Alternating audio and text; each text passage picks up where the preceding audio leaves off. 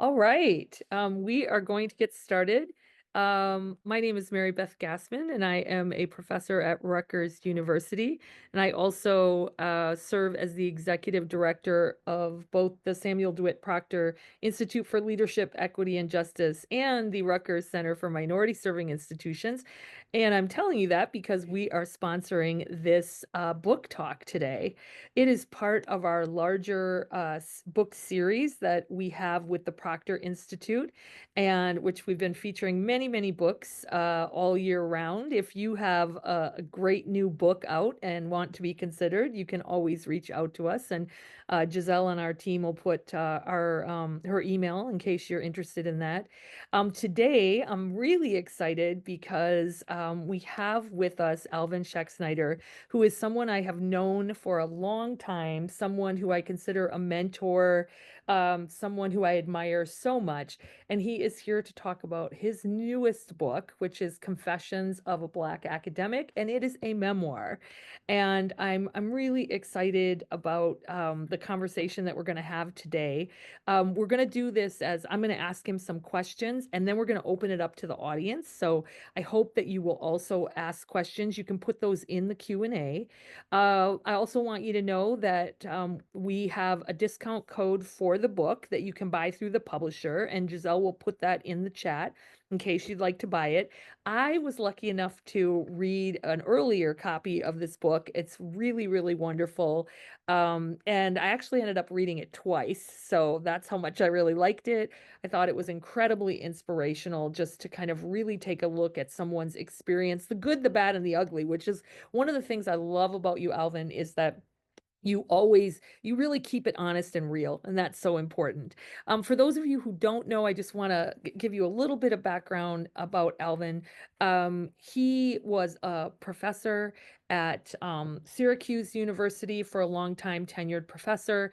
He also served as the chancellor of Winston-Salem State University, which is a historically Black college. Also was in several leadership roles at another Black college, Norfolk State University, and was president of a community college at one point later on because he just couldn't get himself to retire. So he's had many, many, many positions in addition to those. But in this case, he's really focusing on mainly his academic career. So Alvin, we are going to get started. And I guess one of the things I want to ask about, because I personally have occasionally thought about writing a memoir, but haven't yet. And I'm wondering what prompted you to write a memoir? Because you've written other books. I've read all your books. Right. And what prompted you to do this? Well, first, let me thank you for having me on the program. I'm deeply honored, and I've got enormous respect for you and for the work that you do. And so, thank you for the invitation. I wrote the book actually because I'm a grandfather now, and I wanted my grandchildren to know from whence they came. And families sometimes know you as a parent or a grandparent or an uncle or an aunt or a cousin, but they don't know much about your career and the life that you lived as a professional. And so I wanted to writing the memoir was really inspired by a need to make sure that I left something for my grandchildren to understand who I am and what my life was like. Well, I want to say I really love that answer because it wasn't about it wasn't career focused, right? Right, It was family focused. And my right. goodness, we all should be a little bit more family focused, right? I've been telling Yes, everybody to lean yes, into those they love. yes. So I appreciate you saying that. And then, so given that that was your answer, who do you feel is the audience for it? Because I mean, the title, right? Confessions of a Black Academic. Right, When I right. read it, when I first opened it, I thought, ooh, I wonder what I'm going to get in here, right? So, Yeah, right. who's Yeah. the audience? Yeah.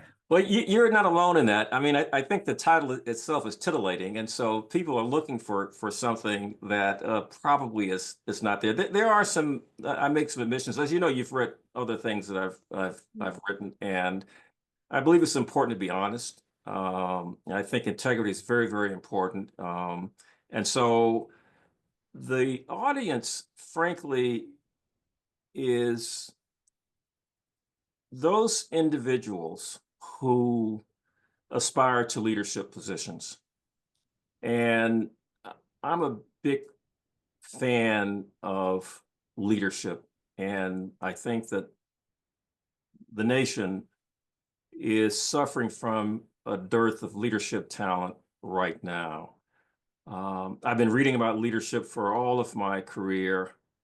And, there are many people who want the title, but they really don't want the duties and responsibilities that go with it. And so I'm I'm targeting my message to young professionals who aspire to a leadership position.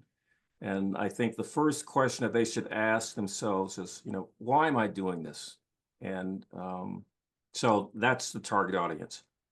Oh, I like that too. I mean, as you know, because we've worked together quite a bit, Mhm. I that's something that's really important to me too, is Right, future leadership. So, right, okay, so one of the things that I love about this book is I'm a historian, right? So, right, what I love about this book is how we get to see different historical events through your life and through your eyes. And right. so I'm wondering if you can talk to people a little bit about how the civil rights movement, which and the Vietnam War shaped your life and your career. I found that to be really interesting as I was reading. Well, it was interesting to me to write it as well, having lived it. And it occurs to me that I am of a generation of African Americans in particular, perhaps the last of a generation who grew up in the era of segregation. I attended uh, an all Black school from kindergarten through the 12th grade. I attended an historically Black college, Grambling, 4 years. Um, my college years and my career, to some extent, were shaped both by the civil rights movement and the Vietnam War, and I participated in both. I'll share a story that I don't talk about much, but my parents never knew that when I was in high school in the early 1960s, I would walk to the local Greyhound bus station to see if I could order a Coke and get served, which was a risky thing to do, but I recall reading about a ruling from the Interstate Commerce Commission that said that there could be no discrimination in interstate travel. So Greyhound bus trailways buses were major modes of transportation back then. If you were traveling, not many people were flying as much. So it was either the trailways or Greyhound bus or the railroad, both of which were segregated. So I'd walk down and I got served and I tested the system and I did some other things involving civil rights that were more organized, but this was something I did on my own.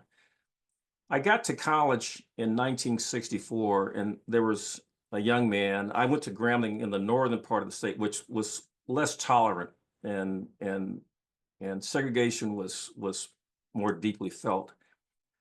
I had a classmate, schoolmate, who was from a little town near Grambling, and he went one day to the local cafe to test whether or not he would be served. First time he went, he was refused service. He went back the next day. He was served coffee, went home and died. Now, to my knowledge, no one was ever prosecuted. If you lived in a small town and your dad worked at the local sawmill and your mother worked in somebody's kitchen, the local law enforcement, you know, could have been the Ku Klux Klan or the, White Citizens Council.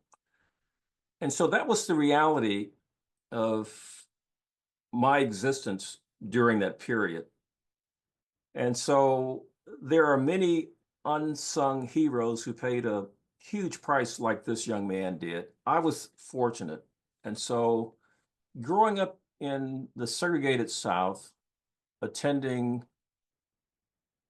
a segregated school, using books that were had been discarded by the local white school system. Um, Pursuing a college education had to be something that you took very, very seriously. And somehow figuring out a way to succeed and survive, despite the harsh realities of segregation during that period, prepared me well for my career and for life. And then I got drafted once I graduated from college. 6 months after I graduated Grambling, I was drafted. Ended up in Vietnam.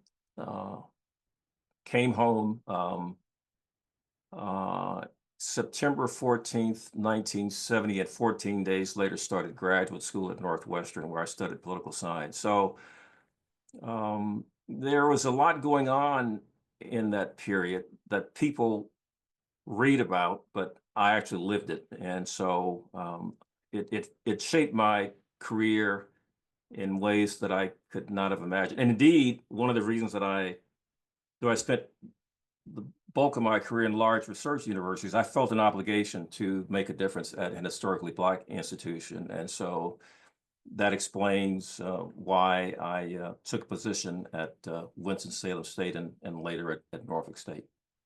Thank you. Thank you. Okay. So here's another thing that I think, you kind of just alluded to this, but something that I think is really interesting about your career is that you spent like the first 20 years or so of your career at large, historically white research universities. Right. And then of course the latter part of your career, which we can talk more about later, at HBCUs. And can you talk a little bit about like some of the positions that you held at those institutions, and also like kind of what insights can you give to aspiring leaders within that context? Right, right. Well, I thought that it was important that I have uh, a successful career as an academic, and that meant that I had to do research and writing. And though I got into academic administration kind of early, my first administrative appointment was as associate dean of a school of government and public affairs at Virginia Commonwealth University. And it was there that I earned, I was tenured, professor. And I continued to write even as an administrator. Indeed, in graduate school, I can recall being, told by my advisor, try to get out at least one solid article in a referee journal each year. And so I made a pact with myself to do that. And so that, which is, as you know, really difficult to do when you got administrative duties. And though I don't talk about it much, I was oftentimes the first African American to hold the type of leadership position that I held as an associate dean, as an associate vice president, as a vice provost, and as a vice president for academic affairs. And um, it's really difficult when you are a person of color and you have an administrative position. You're also a member of the faculty, um, and you sometimes have to insert yourself or assert yourself as someone who, yes, I've got an administrative position, but I also have a responsibility to people who look like me, who uh, are maybe being treated unjustly or unfairly. And how you manage that is very, very challenging. It was not a term that was used early in my career, but I think emotional intelligence is very, very important. Um, I think, especially for African American males, one has to be careful about being perceived as the angry black male. Um, there were many times that I'm sure I was angry, but I had to manage that. I had to contain it, but I also had to assert myself. And so I think there were special challenges that come with being a woman or a person of color in a leadership role, because you have to recognize the environment that you're working in, the people that you're working with. And the interesting thing about prejudice is that sometimes we have biases that we aren't even aware of. People I think are well-meaning, well-intentioned sometimes, but they just don't know. They don't appreciate that they too bring baggage sometimes. So I think learning how to navigate those situations, those environments is very, very important. And I share those in the book in the hopes that they will be helpful to people who read it, who are trying to figure out, how do I deal, because I had nobody else to talk to. I can recall reaching out to a couple of colleagues, but they were not administrators. Indeed, when I I can recall early on, you know, my faculty colleagues thought that, if you took an administrative role, it was because you couldn't be a good scholar. And so I was determined to maintain, my scholarly credentials in spite of, having an administrative responsibility. So I try to share, some of those experiences in the book, again, in the hope that they would be helpful to some people. Yeah, thank you. I think it is incredibly hard for people in administration to do scholarly work because your mind is just so filled with all of these day-to-day things, right? And also putting out a lot of fires and things like that. Yes, So right. I always appreciate when I see leaders who can continue that scholarly kind of journey. And that takes me back a little bit to um, what kind of insights do you include that relate to being, an African American faculty member? And is there how do you think that has changed over time? I mean, because you interact with so many young people, and I'm just curious about your experiences and how you, especially at a predominantly white institution, right? But and how you think that's changed, if at all. I think it has changed to some extent, Mary Beth. One of the things that I'm particularly proud of, given my leadership roles in higher ed, was helping my colleagues, meaning those in administrative positions, to recognize that there were certain things that we needed to do if we were serious about not just recruiting but retaining African American and women faculty and staff.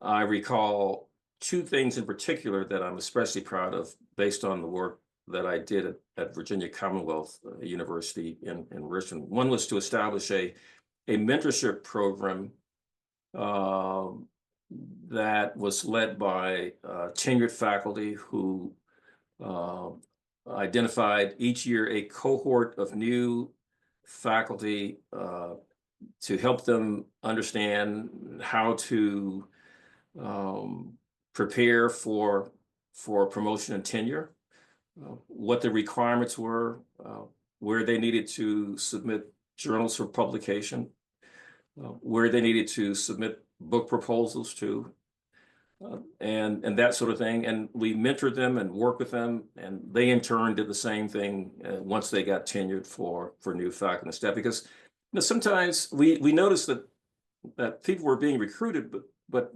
if they don't do what you need to do in order to get tenure, they end up leaving, and that's really frustrating.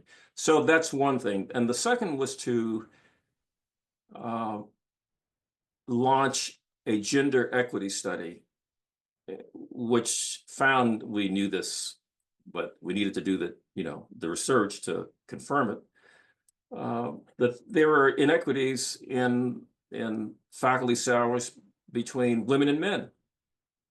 And obviously we got some pushback for that from a number of quarters, but it was important to do. And so we set about equalizing those salaries. Now, that was interesting also because Um, the Oliver Hill and Henry Marsh and some other civil rights attorneys had to do the very same thing to equalize teacher salaries in Virginia.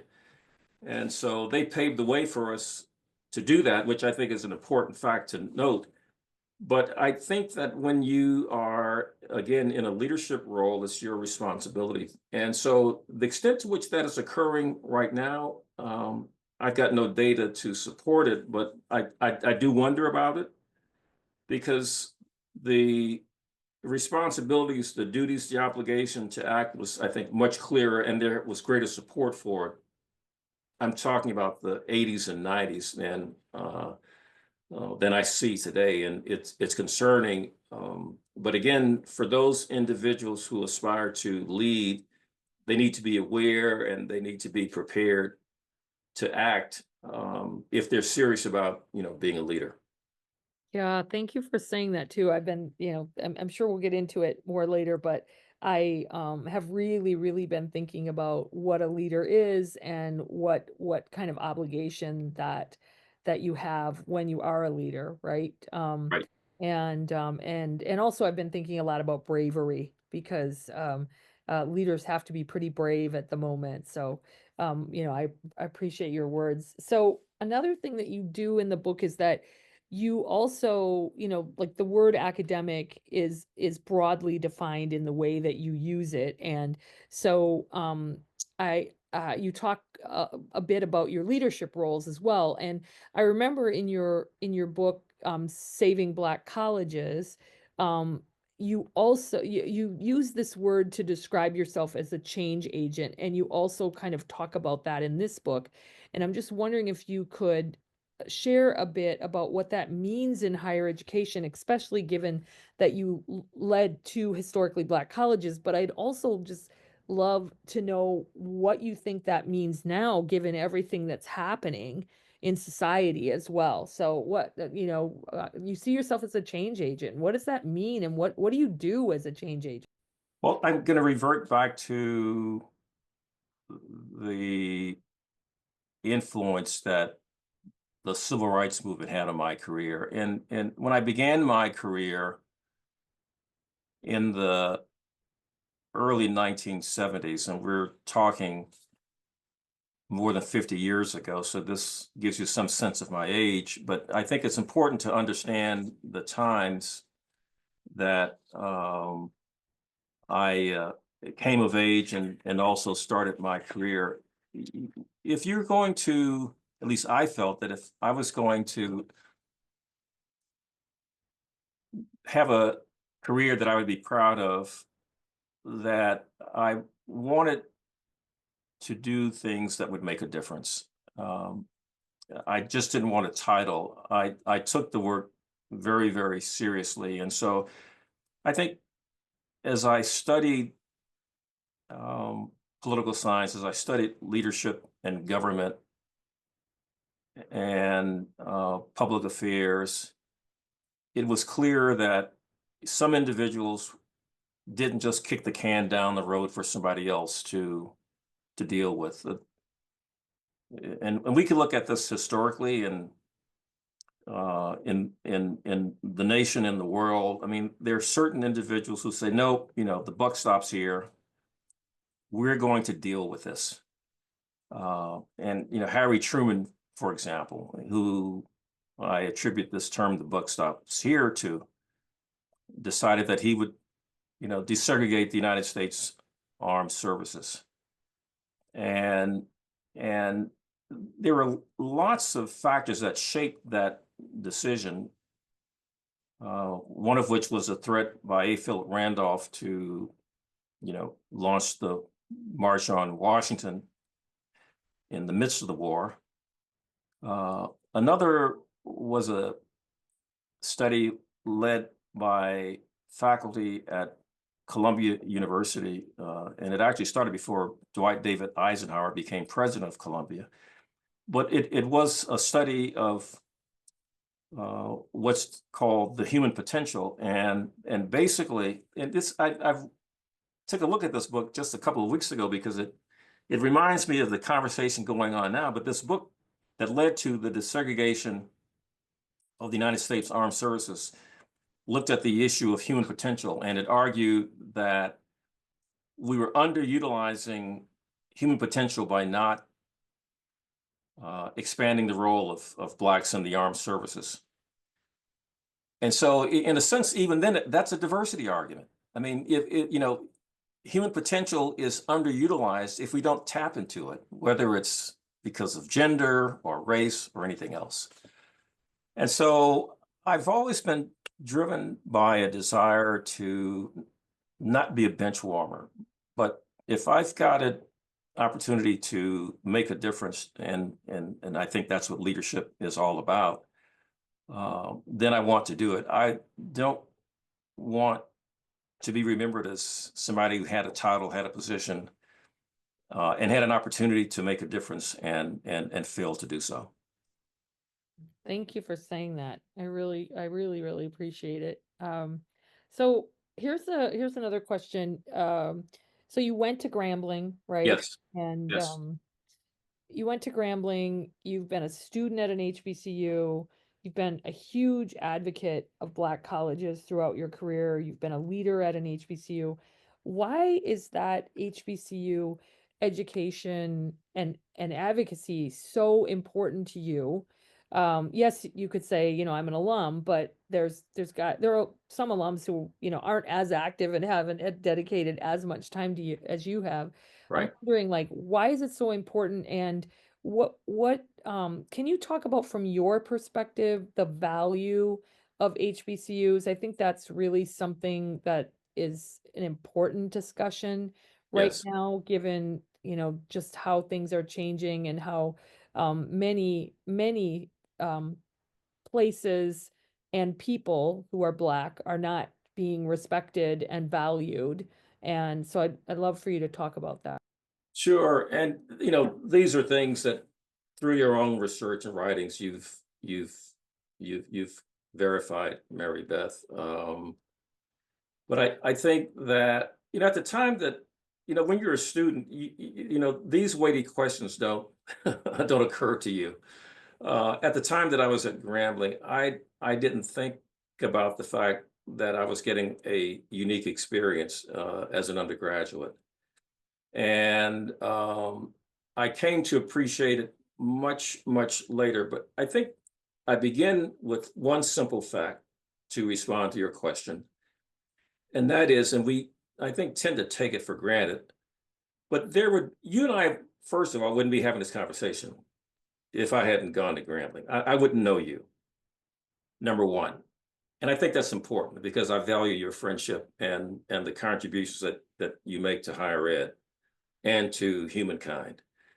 But secondly, there would be no Black middle class. And I know the United Negro College Fund did a study a few years ago about the role of HBCUs in fostering social mobility. And we talk about the fact that the majority of engineers and physicians and engineers and PhDs, come from HBCUs. We say it kind of matter of factly, but we need to really think about that. I mean, that is really quite an accomplishment that we would not have a Black middle class because there was no place else to go. So we owe these institutions a debt that we can never repay. Um, they are smaller in number now, but their impact is far beyond their numbers, as we all know. When I finished Grambling in 1968, 90% of Black college students were enrolled at Black institutions. Today, it's what, 9%? And that's a dramatic turnaround. And so uh, a number of these institutions, particularly the smaller, independent, private ones, are really struggling. But so are majority institutions. They're struggling. I live in Virginia, and I can recall when both Sweetbriar College and St. Paul's College were both on the ropes. The women alumni at Sweetbriar rallied, raised the money. The school is still around. St. Paul's is not. And we know of other institutions across the country, historically Black ones, that are really, really struggling right now. And I think that we owe these schools a debt that we can never repay. And um, I feel a personal obligation to advocate for them, to do what I can to be helpful to them. And I've spent um, a lot of time, a lot of years doing what I can to strengthen the governance of these institutions because I think that is so important. I think board governance is really more important than ever. And gone are the days when, as Ralph Ellison talks about in *The Invisible Man*, the president can be an autocrat. I mean, it's no longer top-down leadership just doesn't work the way that it did then because things have changed. And so I think board governance is very, very important. And so I'll continue to advocate because, again, I wouldn't know you. I would not have had the life and the career that I have enjoyed were it not for Grambling College at the time.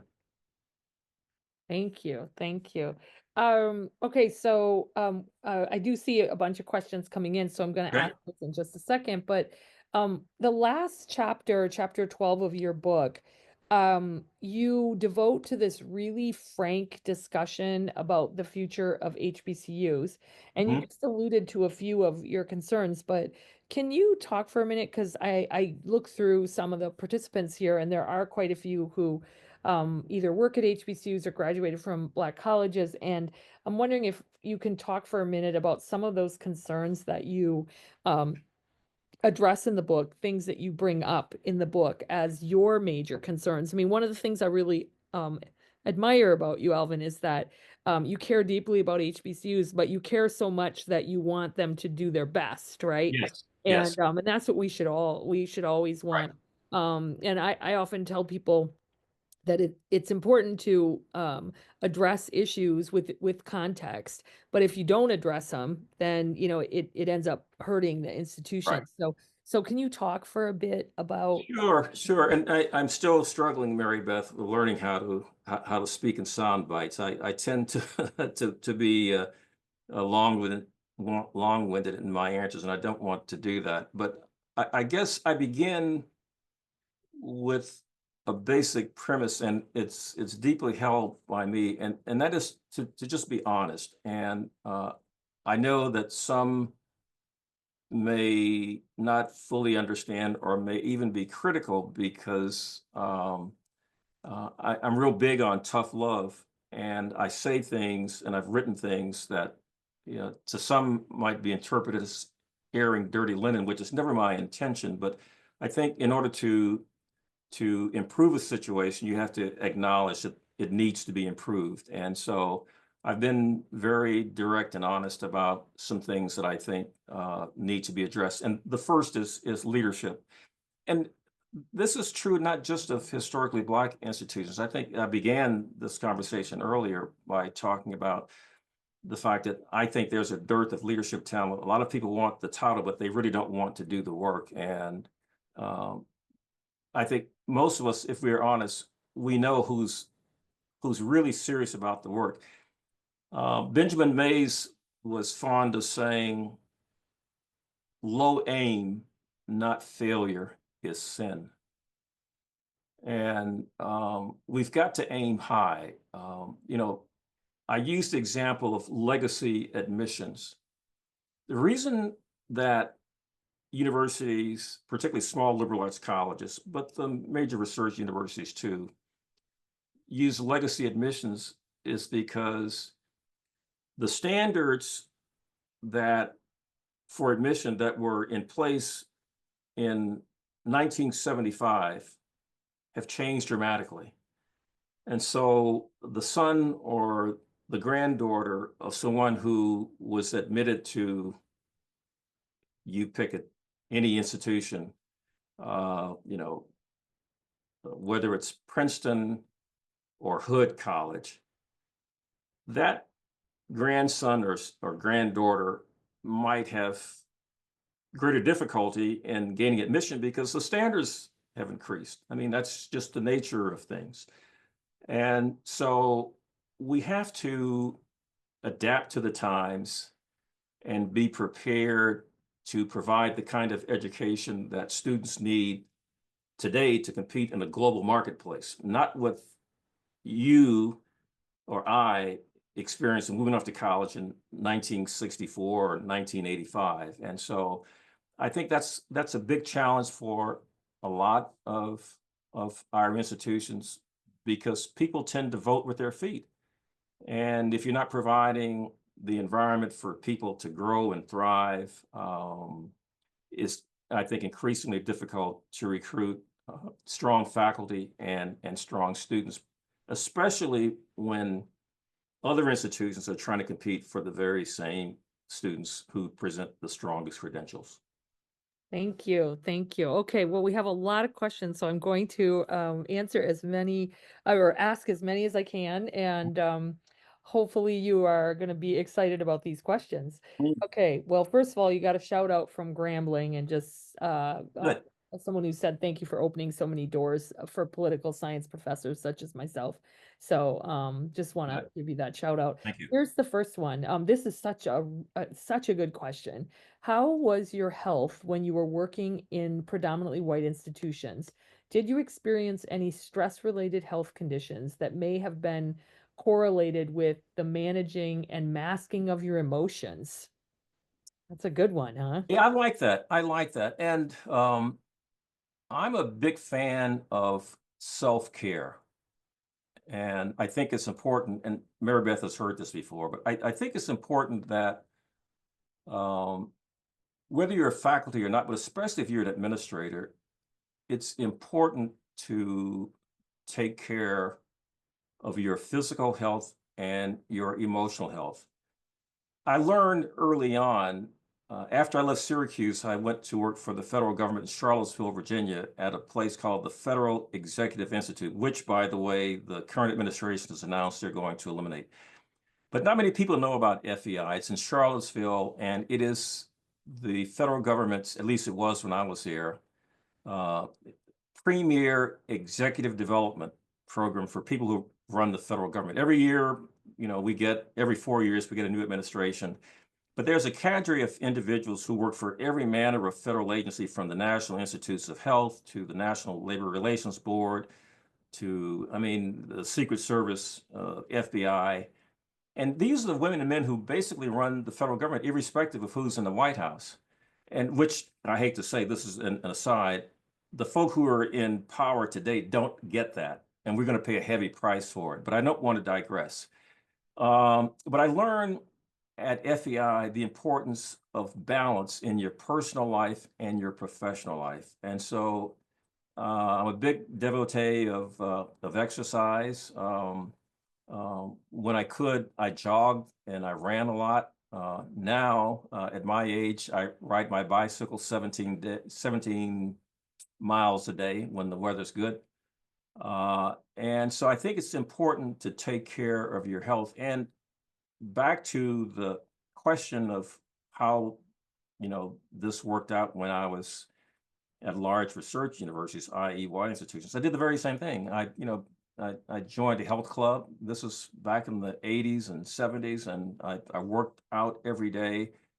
I was careful about what I watched my diet. And so I think that just paying attention to your personal health, trying to maintain some balance between your personal life and your professional life is a habit that I would encourage everyone to develop.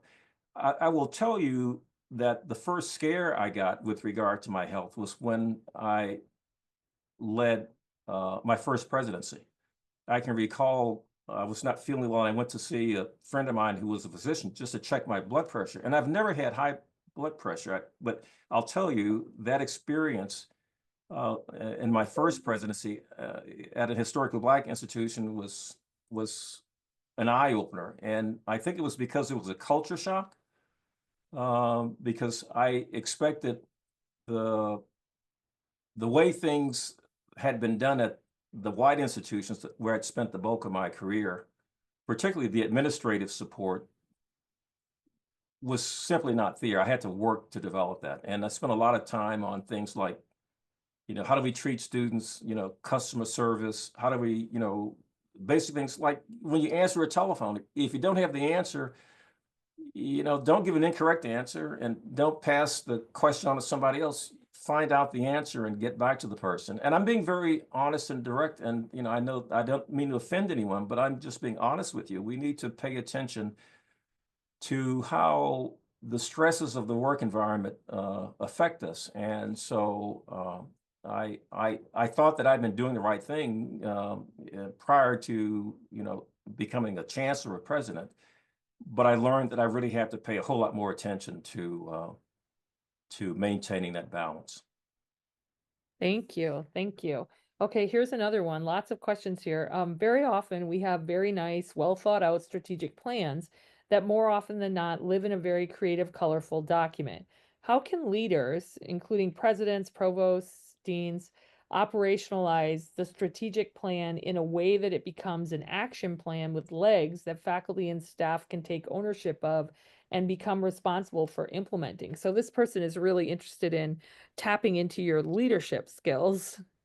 Well, I think the best way to um, accomplish a successful strategic plan is to have what I call a bottom-up approach. I've seen too many instances where a strategic plan is produced by the administrators, by department chairs, deans, and even sometimes the provost.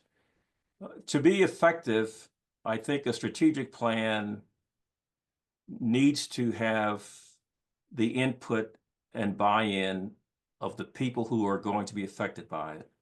And so you start at the very bottom. You involve faculty and staff and students, select number of alumni or even members of the governing board so that everybody understands the goal. Everybody has input into creating the strategic goals, into establishing a timetable for its accomplishment. And I know that requires a lot of work, but it's only going to work if people buy into it. And if people feel as though they are shaping their own future by being involved in it. And I know that how difficult this is. And I know that it requires a level of involvement and listening in particular and understanding um, in order for it to work. But in my experience, that's the only way it works. And I'll share this observation. I think that when you're doing a strategic plan, the the process is as important as the product because people are going to learn a lot about, you know, what does promotion and tenure really mean? Um, what does full time? What does an FTE mean? Um, what does it mean to be an adjunct member of the faculty, and how does that affect advising and retention? And how does that affect even SACS requirements and accreditation? And so I think the process of being involved in developing a strategic plan is as important as the product. And you can't achieve that without involving faculty, without involving staff, without involving students, because they all are major stakeholders in the success of the plan. And I've just seen so many leaders, quote unquote, who think that, this is a plan and you follow it, and it may not make any sense to you, but it's their plan. It's not your plan. Yet you're expected to execute it and make it work. And I think that's wrongheaded. Great, thank you, thank you. Okay, here's another question. This is uh uh bringing us into the current climate too. Given the current climate in higher ed and the what this author is saying, covert attack on HBCUs, what should leaders of these institutions be doing right now to address what is currently happening, and what can or should current leadership be doing sorry, in general, there seems to be a deafening silence and a lack of collective voice. So what are your thoughts there? Well, there absolutely is. I mean, there absolutely is. And I read an article in the Chronicle last week, and the article is an interview with Lee Bollinger, who was president of the University of Michigan, and then went to Columbia, spent more than two decades there. And he talks about his experiences at both institutions. And as we know, the case that was settled when he was president of the University of Michigan was undone, last year by the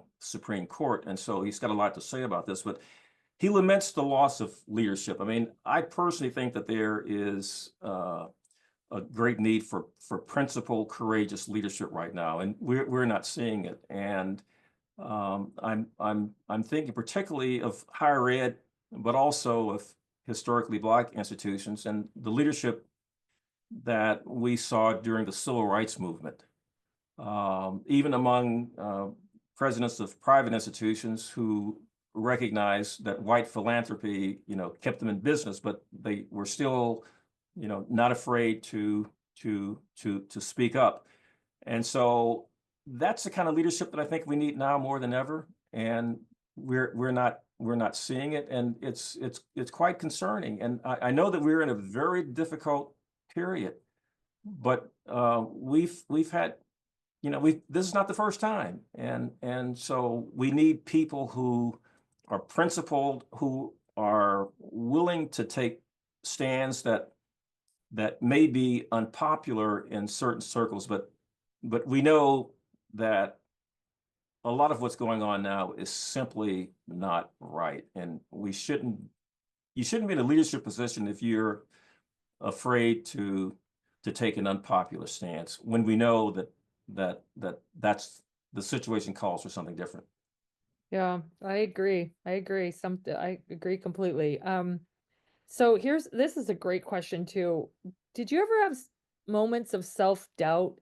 And if so, what advice do you have for kind of pushing past those limiting thoughts or behaviors? Ah, this is such a good question, right? It is, and I will tell you that, and I deal with this particularly in saving Black colleges, because I I cite some very difficult situations, and I end with comments about lessons learned from those experiences, because I think that leaders invariably stumble. Um, Not everything's going to go the way that you want it to, and so you stumble, you dust yourself off, uh, get up and keep moving, and learn from your mistakes or stumbles. And I've tried to do that. And so I I went to my first presidency of a historically Black institution, and I experienced culture shock. And each institution, each organization has its own culture, its own way of doing things. And as a student, you don't recognize that. Um, but the values that I spoke of earlier about involving students and faculty and being bottom up and not top down, um, I really believe in those attributes, and I'm committed to them. And not everyone is. And so I can recall in my first presidency, I had four board chairs in 4 years. And so the second board chair I invited to join me at a workshop sponsored by the Association of Governing Boards, or AGB. And it was an institute for board chairs and presidents, because those two individuals need to be on the same page. They need to be totally aligned.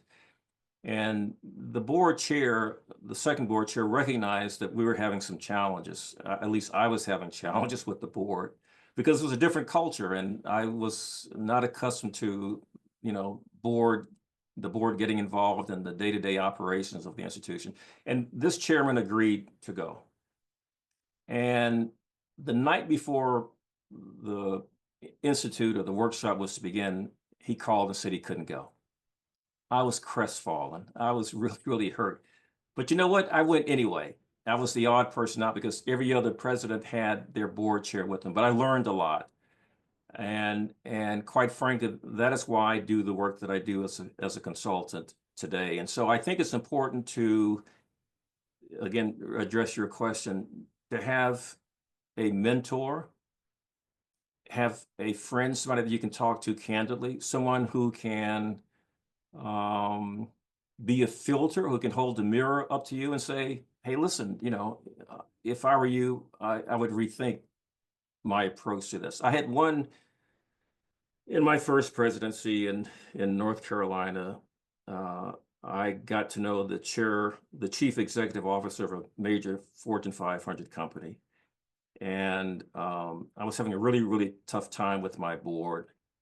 And he said, listen, go to the board and say, listen, I'm willing to admit that I own 50% of the problems we're experiencing right now. I'll own that, and I'm willing to do whatever it takes to get us on the right path, which meant in turn that the board needed to admit that, okay, they'll accept half of the responsibility. And so I think when you're candid and you're honest and you genuinely say that you want to make things better, I think it helps. And so that's the best advice that I can give. Own your challenges, own your stumbles, own your mistakes, and just work hard to try to make things better. But surround yourself with people that you trust, and have a mentor or several, and someone that you can talk honestly to who can give you honest feedback. Thank you. Thank you. So, lots of comments thanking you for your leadership. I just wanted you to know that. Thank you. Here's a question. This is an interesting one. What advice do you have for millennials who want to pursue executive leadership at Black colleges or who are Black college grads, but who've worked at predominantly white institutions for the majority of their career? So I get asked this all the time. Like, Yes. I'll have people say, I'm really committed to the Black college environment. Right. Sometimes more than likely, they've attended a Black college, Right. but their entire career has typically been at predominantly white institutions. And I mean, you sort of had a bit of this, right? Yes. Oh yeah. And so what advice do you have? And this person is a millennial. So Right. Yeah, right. I think I had more than a bit of it. I mean, that's my story. Every place I worked, I saw myself preparing to lead an historically Black institution. But I also will share this, and I think this is important too, in response to this question.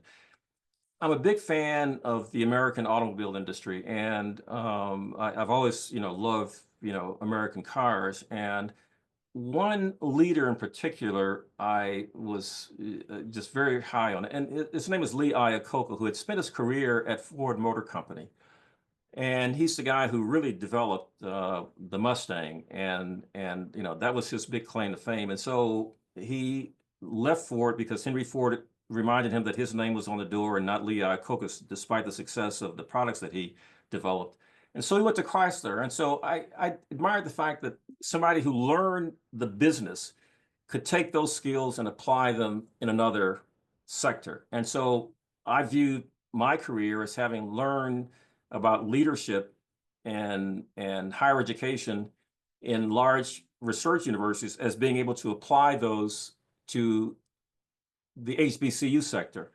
And I can recall when I interviewed for the position at Winston-Salem State, the search consultant, who was African American, said, you don't have any experience at an HBCU.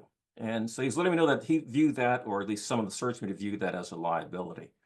Nonetheless, I was hired for the job. But I think it's important, as you work in a white institution or research university, to remain conversant, to have connections and ties to historically Black institutions, because people are going to question, number one, if you know what you're doing. But let me also say that it is a different organizational culture. I mean, don't diminish that.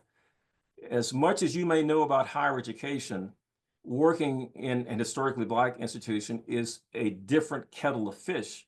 It's a different organizational culture. And I know, Mary Beth, you've served on boards of HBCUs. You understand what I'm talking about. I'm not saying that one is better than the other, but they're just different. And you need to understand what those differences are, what the nuances are. And I'll give you one example. At many HBCUs, at least at the two that I've worked, if a parent has a problem, they oftentimes want to see the president. If it's an alumni issue, they don't want to see the vice president for alumni affairs. They don't want to see the financial aid director. They want to see you.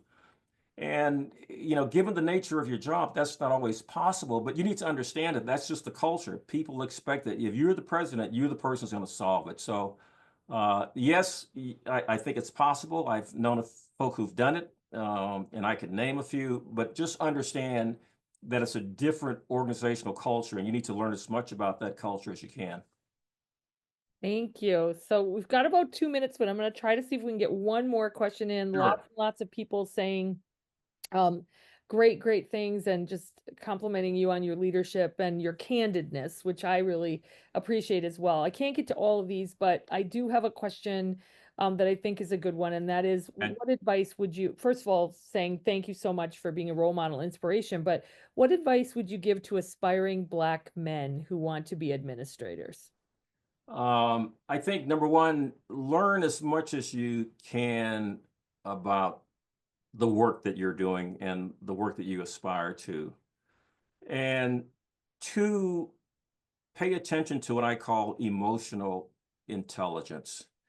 Um, I think there's the people skills, let me put it that way, which is a more common way of putting it. How you deal with people and how you can be successful without them getting even a hint of your being the angry Black man, because sometimes people will provoke you to see if you are. And so I'd like to refer to Jackie Robinson, who had a very, very difficult time. And I think that because of the stresses, again, to the question raised earlier, this man died at age 53. He deserved a much longer life, but I think that the stresses, because when he was hired, he was told, "Hey, listen, you can't blow it." And there were times when I know he wanted to really explode, but he kept that within, and he paid a price for it. So we've got to learn to manage, the stress to be effective, but to just pay attention to what I call emotional intelligence. I mean, I think that it's unfortunate, it's unfair, but I think Black men always have a target on their back, and how you deal with that, I think, is so important. Thank you. Again, thank you for just being really honest, really candid, and so genuine. This is exactly who I know as my friend of so many years. Yeah, And there were so many questions we couldn't get to, but I think the answers are probably in the book. So hopefully people yes, ordered the book. We did realize that the code was expired, so Giselle will get a new code and she will email that out to everybody who registered. Um, and so we'll take that care of that, and we will also be sending the video so that if you missed anything, you can see that. I just want to say thank you so much, Alvin, thank for you. spending time with us. I want to also tell people you have been the most generous person with regard to our center for over 10 years, and Thank you. we really, really appreciate that. I can't wait to see you soon and learn more But from you. Thank you to our staff, as always, for being wonderful. And thank you to the audience for being so engaged and asking so many questions. We really, really appreciate everyone. And I hope that you will all be with us for our next book talk, which will be coming up soon. So thank you, everybody. Thank you, Alvin. thanks, thank you. So long. Okay, bye bye.